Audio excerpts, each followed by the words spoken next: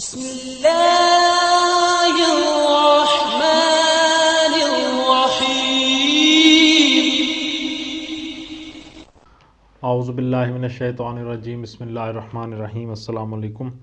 آج آپ کا میزبان ڈاکٹر کاشف بشیر تفہیم القرآن سیریز کی قسط نمبر 278 کے ساتھ آپ کے سامنے حاضر خدمت ہے، جس میں ہم انشاءاللہ العزیز سورۃ الحج کا تعارف بمطابق تفہیم القرآن آپ کے سامنے پیش کریں گے، اور اللہ تعالیٰ سے دعا ہے کہ اللہ تعالیٰ ہماری اس کوشش کو قبول فرمائے اور ہمیں نیکیوں کے کاموں میں بڑھ چڑھ کر حصہ لینے کی توفیق عطا فرمائے۔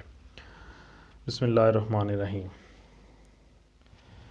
چوتھے رکوع کی دوسری آیت وَأَذِّنْ فِي النَّاسِ بِالْحَجِّ سے نام ماخوذ ہے۔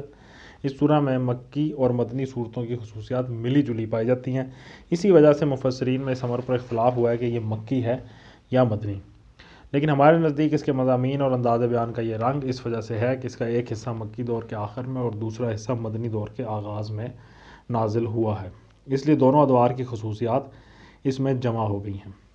ابتدائی حصے کا مضمون اور انداز بیان صاف بتاتا ہے کہ یہ مکہ میں نازل ہوا ہے، اور اغلب یہ ہے کہ مکی زندگی کے آخری دور میں ہجرت سے کچھ پہلے نازل ہوا ہو۔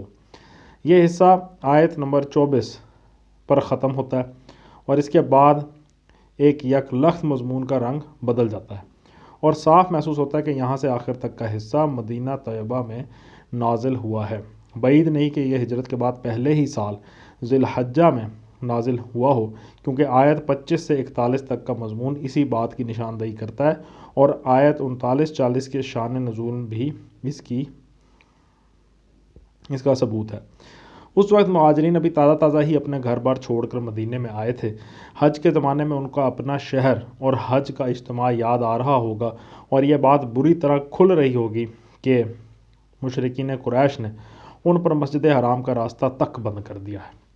اس زمانے میں وہ اس بات کے بھی منتظر ہوں گے کہ جن ظالموں نے ان کو گھر سے نکالا ہے، مسجد حرام کی زیارت سے محروم کیا اور خدا کا راستہ اختیار کرنے پر ان کی زندگی تک دشوار کر دی، ان کے خلاف جنگ کرنے کی اجازت مل جائے۔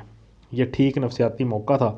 ان آیات کے نزول کا ان میں پہلے تو حج کا ذکر کرتے ہوئے یہ بتایا گیا ہے کہ مسجد حرام اس لیے بنائی گئی تھی، اور یہ حج کا طریقہ اس لیے شروع کیا گیا تھا کہ دنیا میں خدائے واحد کی بندگی کی جائے، مگر آج وہاں شرک ہو رہا ہے اور خدائے واحد کی بندگی کرنے والوں کے لیے اس کے راستے بند کر دیے گئے۔ اس کے بعد مسلمانوں کو اجازت دے دی گئی کہ وہ ان ظالموں کے خلاف جنگ کریں اور انہیں بے دخل کر کے ملک میں وہ نظام صالح قائم کریں جس میں برائیاں دبیں اور نیکیاں فروغ پائیں۔ ابن عباس، مجاہد، عروہ بن زبیر، زید بن اسلم، مقاتل بن حیان، قتادہ اور دوسرے اکابر مفسرین کا بیان ہے کہ یہ پہلی آیت ہے جس میں مسلمانوں کو جنگ کی اجازت دی گئی، اور حدیث و سیرت کی روایات سے ثابت ہے کہ اس اجازت کے بعد فوراً ہی قریش کے خلاف عملی سرگرمیاں شروع کر دی گئیں، اور پہلی مہم صفر سن 2 ہجری میں ساحل بحر احمر کی طرف روانہ ہوئی، جو غزوہ دوان یا غزوہ ابوا کے نام سے مشہور ہے۔ اس صورت میں 3 گروہ مخاطب ہیں: مشرکین مکہ، مذبذب اور متردد مسلمان، اور مومنین صادقین۔ مشرکین سے خطاب کی ابتدا مکہ میں کی گئی اور مدینے میں اس کا سلسلہ پورا کیا گیا۔ اس خطاب میں ان کو پورے زور کے ساتھ متنبہ کیا گیا ہے کہ تم نے ضد اور ہٹ درمی کے ساتھ اپنے بے بنیاد جاہلانہ خیالات پر اصرار کیا، خدا کو چھوڑ کر ان معبودوں پر اعتماد کیا جن کے پاس کوئی طاقت نہیں ہے، اور خدا کے رسول کو جھٹلا دیا۔ اب تمہارا انجام وہی کچھ ہو کر رہے گا جو تم سے پہلے اس روش پر چلنے والوں کا ہو چکا ہے۔ نبی کو جھٹلا کر اور اپنی قوم کے صالح ترین عنصر کو نشانہ ستم بنا کر تم نے اپنا ہی کچھ بگاڑا ہے۔ اس کے نتیجے میں خدا کا جو غضب تم پر نازل ہوگا، اس سے تمہارے بناوٹی معبود تمہیں نہ بچا سکیں گے۔ اس تنبیہ و انداز میں کے ساتھ افہام و تفہیم کا پہلو بالکل خالی نہیں چھوڑ دیا گیا۔ پوری سورہ میں جگہ جگہ تذکیر اور نصیحت بھی ہے، اور شرک کے خلاف اور توحید و آخرت کے حق میں مؤثر دلائل بھی پیش کیے گئے ہیں۔ مذبذب مسلمان جو خدا کی بندگی قبول تو کر چکے تھے، مگر اس راہ میں کوئی خطرہ برداشت کرنے کے لیے تیار نہ تھے، ان کو خطاب کرتے ہوئے سخت سرزنش کی گئی ہے۔ ان سے کہا گیا ہے، یہ آخر کیسا ایمان ہے کہ راحت، مسرت، عیش نصیب ہو تو خدا تمہارا خدا اور تم اس کے بندے، مگر جہاں خدا کی راہ میں مصیبت آئی اور سختیاں جھیلنی پڑیں، پھر نہ خدا تمہارا خدا رہا اور نہ تم اس کے بندے رہے، حالانکہ تم اپنی اس روش سے کسی ایسی مصیبت اور نقصان و تکلیف کو نہیں ٹال سکتے جو خدا نے تمہارے نصیب میں لکھ دی ہو۔ اہل ایمان سے خطاب دو طریقوں پر کیا گیا ہے۔ ایک خطاب ایسا ہے جس میں وہ خود بھی مخاطب ہیں اور عرب کی رائے عام بھی، اور دوسرے خطاب میں صرف اہل ایمان مخاطب ہیں۔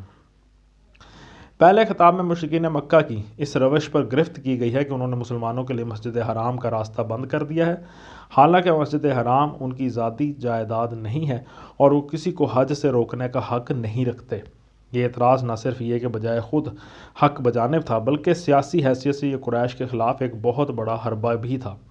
اس سے عرب کے تمام دوسرے قبائل کے ذہن میں یہ سوال پیدا کر دیا گیا کہ قریش حرم کے مجاور ہیں یا مالک، مگر آج اپنی ذاتی دشمنی کی بنا پر وہ ایک گروہ کو حج سے روک دیتے ہیں اور اس کو برداشت کر لیا جاتا ہے، تو کیا بعید ہے کہ کل جس سے بھی ان کے تعلقات خراب ہوں اس کو وہ حدود حرم میں داخل ہونے سے روک دیں اور اس کا عمرہ و حج بند کر دیں۔ اس سلسلے میں مسجد حرام کی تاریخ بیان کرتے ہوئے ایک طرف یہ بتایا گیا کہ ابراہیم علیہ السلام نے جب خدا کے حکم سے اس کو تعمیر کیا تھا تو سب لوگوں کو حج کا اذن عام دیا تھا اور وہاں اول روز سے مقامی باشندوں اور باہر سے آنے والوں کے حقوق یکساں قرار دیے گئے تھے۔ دوسری طرف یہ بتایا گیا کہ یہ گھر شرک کے لیے نہیں ہے بلکہ خدائے واحد کی بندگی کے لیے تعمیر ہوا تھا۔ اب یہ کیا غضب ہے کہ وہاں ایک خدا کی بندگی تو ہو ممنوع اور بتوں کی پرستش کے لیے ہو پوری آزادی۔ دوسرے خطاب میں مسلمانوں کو قریش کے ظلم کا جواب طاقت سے دینے کی اجازت عطا کی گئی ہے، اور ساتھ ساتھ ان کو یہ بھی بتایا گیا ہے کہ جب تمہیں اقتدار حاصل ہو تو تمہاری روش کیا ہونی چاہیے اور اپنی حکومت میں تم کس مقصد کے لیے کام کرنا چاہیے۔ یہ مضمون سورہ کے وسط میں بھی ہے اور آخر میں بھی۔ آخر میں گروہ اہل ایمان کے لیے مسلم کا نام کہ باقاعدہ اعلان کر دیا گیا ہے اور یہ فرمایا گیا ہے کہ ابراہیم علیہ السلام کے اصل جانشین تم لوگ ہو، تمہیں اس خدمت کے لیے منتخب کر لیا گیا ہے کہ دنیا میں شہادت علی الناس کے مقام پر کھڑے ہو۔ اب تمہیں اقامت صلاۃ، ایتاء زکوٰۃ اور فعل الخیرات سے اپنی زندگی کو بہترین نمونے کی زندگی بنانا چاہیے اور اللہ کے اعتماد پر اعلائے کلمت اللہ کے لیے جہاد کرنا چاہیے۔ اس موقع پر سورہ بقرہ اور سورہ انفال کے دیباچوں پر بھی نگاہ ڈال لی جائے تو سمجھنے میں زیادہ سہولت ہوگی۔ اب ہم سورہ حج کا باقاعدہ آغاز کرتے ہیں۔ یہ مدنی سورہ گنی جاتی ہے۔ آیات ہیں اس میں 78 اور رکوع ہیں 10۔ بسم اللہ الرحمن الرحیم۔ یا ایھا الناس اتقوا ربکم ان زلزلۃ الساعۃ شیء عظیم۔ ترجمہ: لوگو اپنے رب کے غضب سے بچو، حقیقت یہ ہے کہ قیامت کا زلزلہ بڑی ہولناک چیز ہے۔ تفسیر میں آتا ہے یہ زلزلہ قیامت کی ابتدائی کیفیات میں سے ہے اور اغلب یہ ہے کہ اس کا وقت وہ ہوگا جب کہ زمین یکا یک الٹی پھرنی شروع ہو جائے گی اور سورج مشرق کے بجائے مغرب سے طلوع ہوگا۔ یہی بات قدیم مفسرین میں سے علقمہ اور شیبی نے بیان کی ہے، اور یہی بات اس طویل حدیث سے معلوم ہوتی ہے جو ابن جریر، طبرانی، ابن ابی حاتم وغیرہ نے حضرت ابو ہریرہ کی روایت سے نقل کی ہے۔ اس میں نبی صلی اللہ علیہ وآلہ وسلم نے بتایا ہے کہ نفخ صور کے 3 مواقع ہیں، ایک نفخ فزع اور دوسرا نفخ ساق اور تیسرا نفخ قیام الرب العالمین، یعنی پہلا نفخ عام سراسیمگی پیدا کر دے گا اور دوسرے نفخ پر سب مر کر گر جائیں گے اور تیسرے نفخ پر سب لوگ زندہ ہو کر خدا کے حضور پیش ہو جائیں گے۔ پھر پہلے نفخ کی تفصیلی کیفیت بیان کرتے ہوئے آپ صلی اللہ علیہ وآلہ وسلم نے بتایا کہ اس وقت زمین کی حالت اس کشتی کی سی ہوگی جو موجوں کے تھپیڑے کھا کر ڈگمگا رہی ہو، یا اس معلق قندیل کی سی جس کو ہوا کے جھونکے بری طرح جھنجھوڑ رہے ہوں۔ اس وقت زمین کی آبادی پر جو کچھ گزرے گی اس کا نقشہ قرآن مجید میں مختلف مقامات پر کھینچا گیا ہے۔ مثلا سورۃ الحاقہ میں آیا کہ پس جب سور میں ایک پھونک مار دی جائے گی اور زمین اور پہاڑ اٹھا کر ایک ہی چوٹ میں توڑ دیے جائیں گے تو وہ واقعہ عظیم پیش آ جائے گا۔ سورۃ الزلزال میں آیا کہ جب کہ زمین پوری کی پوری ہلا ماری جائے گی اور وہ اپنے پیٹ کے بوجھ نکال پھینکے گی اور انسان کہے گا کہ یہ اس کو کیا ہو رہا ہے۔ سورہ انزعات میں آیا کہ جس روز ہلا مارے گا زلزلے کا ایک جھٹکا اور اس کے بعد دوسرا جھٹکا، اس دن دل کانپ رہے ہوں گے اور نگاہیں خوف زدہ ہوں گی۔ سورۃ الواقعہ میں آیا جس روز زمین جھنجھوڑ ڈالی جائے گی اور پہاڑ ریزہ ریزہ ہو کر غبار کی طرح اڑنے لگیں گے۔ سورۃ المزمل میں آیا اگر تم نے پیغمبر کی بات نہ مانی تو کیسے بچو گے اس دن کی آفت سے جو بچوں کو بوڑھا کر دے گا اور جس کی شدت سے آسمان پھٹا پڑتا ہوگا۔ اگرچہ بعض مفسرین نے اس زلزلے کا وقت وہ بتایا ہے جبکہ مردے زندہ ہو کر اپنے رب کے حضور پیش ہوں گے، اور اس کی تائید میں متعدد احادیث بھی نقل کی ہیں، لیکن قرآن کا صریح بیان ان روایات کو قبول کرنے میں مانع ہے۔ قرآن اس کا وقت وہ بتا رہا ہے جبکہ مائیں اپنے بچوں کو دودھ پلاتے پلاتے چھوڑ کر بھاگ کھڑی ہوں گی اور پیٹ والیوں کے پیٹ گر جائیں گے، اور اب یہ ظاہر ہے کہ آخرت کی زندگی میں نہ کوئی عورت اپنے بچوں کو دودھ پلا رہی ہوگی اور نہ کسی حاملہ کے وضع حمل یا اسقاط کا کوئی موقع ہوگا، کیونکہ قرآن کی واضح تصریحات کی روح سے وہاں سب رشتے منقطع ہو چکے ہوں گے اور ہر شخص اپنی انفرادی حیثیت سے خدا کے سامنے حساب دینے کے لیے کھڑا ہوگا۔ لہٰذا قابل ترجیح وہی روایت ہے جو ہم نے پہلے نقل کی ہے، اگرچہ اس کی سند ضعیف ہے، مگر قرآن سے مطابقت اس کے ضعف کو دور کر دیتی ہے، اور یہ دوسری روایات گو سندن قوی تر ہیں لیکن قرآن کے ظاہر بیان سے عدم مطابقت ان کو ضعیف کر دیتی ہیں۔ یوم ترونہا تذہل کل مرضعۃ عما ارضعت وتضع کل ذات حمل حملها وترى الناس سکارى وما هم بسکارى ولكن عذاب اللہ شدید۔ ترجمہ، جس روز تم اسے دیکھو گے حال یہ ہوگا کہ ہر دودھ پلانے والی اپنے دودھ پیتے بچے سے غافل ہو جائے گی، ہر حاملہ کا حمل گر جائے گا اور لوگ تم کو مدہوش نظر آئیں گے، حالانکہ وہ نشے میں نہ ہوں گے، بلکہ اللہ کا عذاب ہی کچھ ایسا سخت ہوگا۔ تفسیر میں آتا ہے کہ آیت میں مرضع کے بجائے مرضعہ کا لفظ استعمال ہوا ہے۔ عربیت کے لحاظ سے دونوں میں فرق یہ ہے کہ مرضع اس عورت کو کہتے ہیں جو دودھ پلانے والی ہو، اور مرضعہ اس حالت میں بولتے ہیں جبکہ وہ بالفعل دودھ پلا رہی ہو۔ بس یہاں نقشہ یہ کھینچا گیا ہے کہ جب وہ قیامت کا زلزلہ آئے گا تو مائیں اپنے بچوں کو دودھ پلاتے پلاتے چھوڑ کر بھاگ نکلیں گی، اور کسی ماں کو یہ ہوش نہ رہے گا کہ اس کے لاڈلے پر کیا گزری۔ واضح رہے کہ یہاں اصل مقصود کلام قیامت کا حال بیان کرنا نہیں ہے، بلکہ خدا کے عذاب کا خوف دلا کر ان باتوں سے بچنے کی تلقین کرنا ہے جو اس کے غضب کا موجب ہوتی ہیں۔